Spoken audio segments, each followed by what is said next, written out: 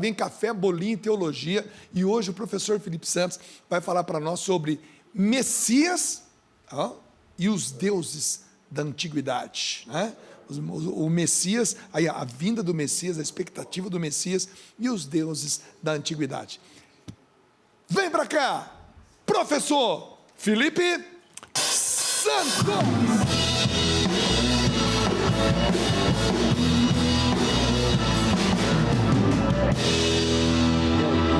Professor Felipe Santos, vamos lá. O Messias e os deuses antigos, vamos lá. Vamos pensar o seguinte, essa coisa de esperar o Messias, se você for ver, é uma novidade até hoje, porque nós temos muito mais tempo de civilização sem a espera do Messias, com povos acostumados a diversos deuses, e relativamente essa espera do Messias é pouco tempo. E quando ele vem, é um mistério, quase ninguém reconhece. Para nós ainda é um mistério, porque são poucos, se você for ver o Novo Testamento, é um livretinho, se você juntar os 4 evangelhos, mais as cartas, o Apocalipse e tal. E agora, né, nessa segunda vinda, também é um mistério. O que vai acontecer? Né? O sol vai dançar de novo? Ou o céu vai abrir? O que vai acontecer? Como se dará isso? Assim como a humanidade, por um tempo, esperou a vinda, hoje a humanidade espera a volta. A volta. E nem todos esperam, né? Exatamente. E aí, daqueles que esperam, ficam assim, mas será que vai ser agora? E qualquer coisa que acontece na civilização, troca o Papa. Aí, tá vendo? Olha lá, acho que vai acontecer... acontece uma catástrofe. Ó, tá vendo? Olha lá, abriu mais um selo do Apocalipse. Então, é interessante que, além de ser pouco tempo, essa cultura de esperar o Salvador, ainda é muito confuso. Eu acho que isso é o tempero legal da coisa. Mas vamos pensar o seguinte, né? Já coloca aí o primeiro desenho na tela, por favor, para a gente poder acompanhar. É interessante que, ao longo de diversos momentos esse personagem aí quem é? Da civilização, esse é o nosso querido Isaías. Essa é a minha versão do Isaías. Um dos maiores profetas do Antigo Testamento. Exatamente. 700 anos antes de Cristo. Inclusive, é um dos que tem, né, mais registros, né, que vai falar bastante sobre o que seria esse Messias, né, o que ele vai fazer, como reconhecer, né. E é interessante que, olha só, nós temos tudo aquilo ali que está em verde, era o mundo conhecido. Você tem ao extremo oriente ali, que está atrás do personagem, a região da Mesopotâmia. Você tem ali, né, embaixo o Egito, né, o norte do Egito, em cima a Ásia Menor. E de amarelinho você tem a área de Israel, que somente aquele local, em todo o mundo conhecido esperava. E até desconhecido, aquilo ali esperava. Ou seja, o restante, todos viviam de uma forma que vários deuses. Sim, e até não tinham essa expectativa. Não tinha, e nem sempre o povo de Israel esperou o Messias. Porque se você for ver lá, Abraão não esperava o Messias. Abraão tem um pacto com Deus, mas ele não fica esperando esse Deus se materializar, sentar com ele para... Né, não tinha café na época, mas vamos tomar um vinho aqui, né, comer um pão sem fermento e tal. Hummus. Com hummus. O próprio Moisés, quando ele subia no Monte Horebe para falar com Deus, ele não estava esperando ali que, tipo assim, nossa, será que um dia ele vai se fazer humano para vir conversar com a gente, caminhar no meio do seu povo, né? Se mostrar presente de uma forma diferente do que esses fenômenos naturais. E só para dizer, para você se localizar na história, todos esses personagens, tanto Abraão quanto Moisés, são pré-Isaías. Então não existia a expectativa do Messias. Não existia essa expectativa. Se você for chegar lá, os primeiros reis de Israel, ninguém estava esperando isso. Aí é interessante que começa, ao longo do tempo, por essa busca de justiça, por todo o mal que a civilização acabava fazendo, o povo de Israel errava, misturava sua cultura com, né,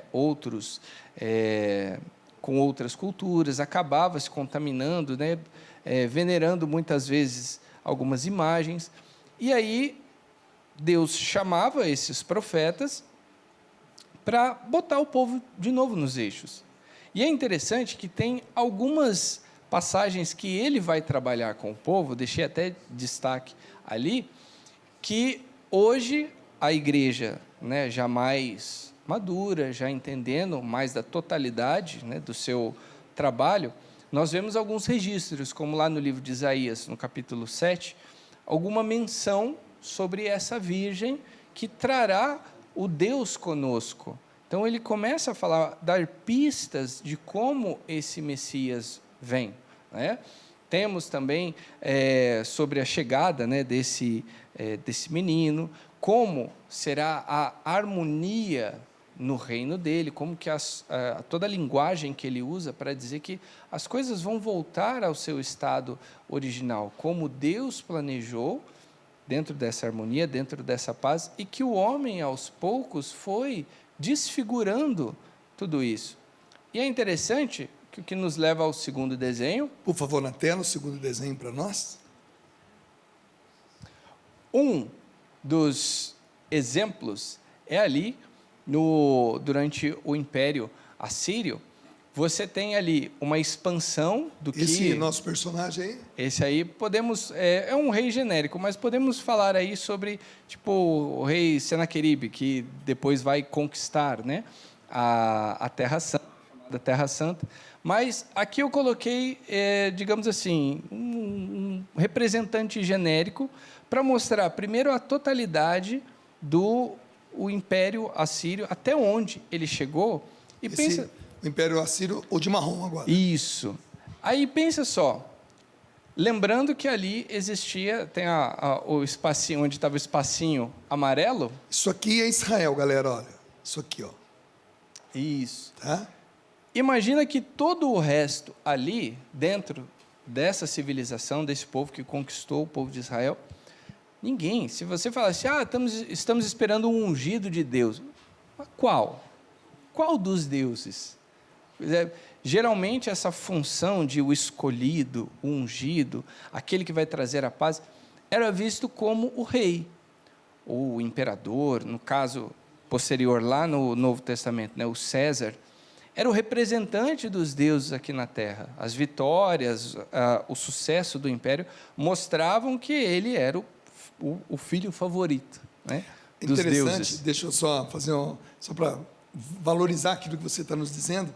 Imagina uma civilização sem essa referência Deus, ou sem a referência céu ou inferno. Nós estamos falando de um período onde a humanidade praticamente não tinha para onde olhar, ou se olhasse, olhava para tanto lado, né, uma diversidade, Deus da chuva, Deus da guerra, Deus da plantação, Deus para nascer, Deus para morrer, ou seja, os deuses, a consciência de que haveria um Messias que viria está começando a se formar. E é interessante que até a relação com esses deuses era diferente. Você não tinha essa, digamos assim, uma atividade missionária para falar de um Deus amoroso, para falar de um Deus misericordioso, de um Deus que fez alguma coisa pela humanidade. Isso não existia. As classes sacerdotais, elas existiam para o seguinte: ser uma espécie de ponte entre o povo e os deuses, e a única condição, né, desse povo era adorar esses deuses e garantir que eles não ficassem irritados com alguma coisa. Então não existia uma linha de pensamento, de relação de amor. Deus nos fez a sua imagem e semelhança. Não, nós existimos para adorá-lo e agradecer por ele não ficar bravo com a gente, não mandar um desastre natural. Então é legal que essa visão que o povo de Israel começa a criar, a princípio, né, o Senhor dos exércitos e tal, Rei dos reis. Rei dos reis, mas aos poucos começa a falar dessa fidelidade de Deus com o seu povo, né? Eu sou o seu Deus, estou no meio de vocês, escolhi vocês e tal. Então é legal que toda essa mentalidade ela vai mudando aos poucos, até plantar no coração dessas pessoas que o quê? Não importa quantos reis ou líderes tribais tivermos, aquela justiça que tanto queremos, aquela vida plena que tanto queremos, é só na presença dele. Então, é bonito que hoje nós temos Deus presente na Eucaristia, nós temos a figura do sacerdote, nós podemos viver momentos de adoração, mas para podermos viver bem isso, foi preciso começar lá atrás, plantar essa sementinha de quê? Primeiro, temos que entender que enquanto estamos aqui, enquanto obedecemos homens, existirão falhas, existirão problemas, e que essa felicidade plena ela vai existir com a presença de Deus. Então, começa-se a criar isso. Então, é legal que o povo de Deus, ele não só espera o Senhor, mas aos poucos ele começa a mostrar para as outras culturas que existe um verdadeiro Deus e precisamos esperá-lo. O que nos leva ao terceiro desenho, por favor, ao terceiro desenho. Para a gente. Terceiro desenho, isso. Isso, olha só. E é interessante que aqui nós temos uma diferença de padrões. Na maioria das civilizações, um Deus principal, vamos pensar o seguinte, hoje nós temos em diversas cidades, diversas paróquias. Temos lá paróquia São José, São Benedito, São Francisco, Nossa Senhora, São Sebastião e tal. Porém, você vê que quando, vamos lá, vai entrar a quaresma. Quando entra a quaresma, você vê que todas as igrejas, elas estão parecidas, elas seguem um padrão. O sacerdote também. Se você vai na missa aqui, você vai do outro... O rito é o mesmo. O rito é o mesmo. As cores litúrgicas às vezes o padre pode até ser mais didático, mas o rito é o mesmo, tudo é o mesmo. Agora você imagina cidades com diversos templos, diversas classes sacerdotais, diversas liturgias. Os zigurates da vida. Diversos sacrifícios, enfim, tudo era muito diferente. Mas você tinha um Deus mais venerado, mais querido, né, da cidade, que foi o que nós poderíamos chamar de o padroeiro da cidade, vamos dizer assim, né? Geralmente, esse Deus ele tinha o aspecto mais de guerreiro, caçador. Por quê? A guerra era algo muito presente naquelas civilizações. Por que você fez um Deus de D maiúsculo, viu, gente? Com 4 olhos. Porque, antigamente, uma das representações dele era isso. São os olhos da carne e os olhos do espírito. Então, ele vê realidades que nós não vivemos, não vemos e não vivemos, e ele consegue interagir conosco. Então, para expressar essa outra natureza, ele é mais ou menos o que nós fazemos quando retratamos os anjos, que são figuras humanas, mas com asas, né? Ou os santos, que tem as roupas, mas está a auréola. Então, e por que o Deus com ponto o de nosso interrogação? Deus maiúsculo, por quê? Porque quando esse Messias ele vem, ainda aqui as pessoas ainda não reconhecem. É difícil, os próprios discípulos ficam meio assim, mas é mesmo? Mas quem que é esse cara que, quando ele dá o comando, o vento para, o mar se acalma? Quem é esse que o vento obedece, que o mar obedece? Quem que é esse que multiplica comida, que ressuscita pessoas? Mas ainda fazendo tudo isso, ele era chamado de Rabi. Ele era chamado ele não era, as pessoas não o adoravam, era visto como mais um dos mestres que existia ali.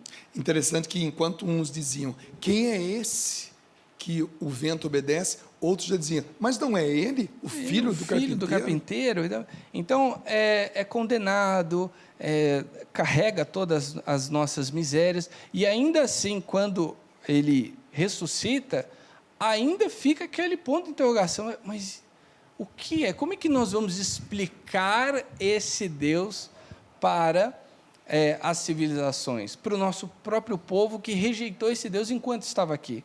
Então, até para nós hoje, se a gente for pegar as mentes mais avançadas no campo da teologia, pegar os bispos que mais se dedicam a isso, se a gente for perguntar para eles, e aí, como é que vai ser a volta desse Messias? Ninguém sabe. Ele não vai saber.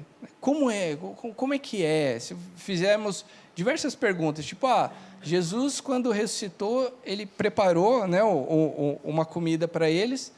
Quando apareceu, ele comeu. Mas ele comeu porque ele tinha fome ou ele comeu para mostrar que não era um fantasma? Então, tem diversas perguntas que nós fazemos.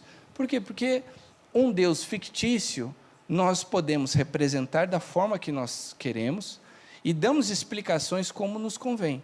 Agora, um Deus de verdade, ele foge à nossa inteligência. Nós não conseguimos colocar Deus dentro de uma caixinha e explicar para as pessoas, olha, é isso, é fácil de entender. Então, até hoje, é muito bonito ver isso, que ele mostra sinais, nós conseguimos perceber que ele existe, mas nós ainda não conseguimos explicá-lo.